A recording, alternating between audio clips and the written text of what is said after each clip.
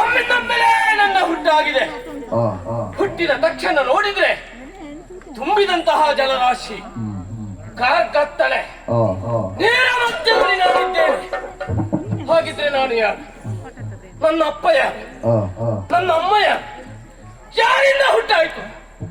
ಹೇಗೆ ಈ ನೀರಿಗೆ ಬಂದೆ ಒಂದೂ ಗೊತ್ತಾಗುವುದಿಲ್ಲ. ಒಟ್ಟಿನಲ್ಲಿ ಸಮಸ್ಯೆ ಪರಿಹಾರ ಆಗಬೇಕಾದ್ರೆ ನಿಂತಲ್ಲೇ ನಿಲ್ಲುವುದಲ್ಲ, ನೀರಿನಲ್ಲಿ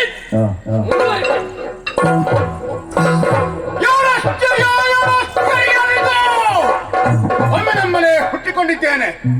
ಸುತ್ತ ಮುತ್ತ ಎತ್ತ ಕಡೆ ನೋಡಿದರೂ ಕೂಡ ಬರೀ ನೀರು ಮಾತ್ರವಲ್ಲದೆ ಬೇರೆ ಯಾವುದು ನನ್ನ ಕಣ್ಣಿಗೆ ಗೋಚರಿಸುತ್ತಿಲ್ಲ. ಹೋಗೋದ್ರೆ ಈ ನೀರ ಮಧ್ಯೆ ನಾನು ಹೇಗೆ ಹುಟ್ಟಿಕೊಂಡೆ? ಯಾರು ನನ್ನ ತಂದೆ? ಎಲ್ಲಿಗಾಕೆ ಬಂದೆ? ಮುಂದೆ ತಿಳಿಯುವಂತ ಕಾತುರತೆ ಅಧಿಕವಾಗುತ್ತಾ ಇದೆ. ಯಾರಾದರೂ ಕಾಣ ಸಿಗುತ್ತಾರ ಎಂಬುದಾಗಿ ಹುಡುಕುತ್ತಾ ಮುಂದುವರಿತೇನೆ.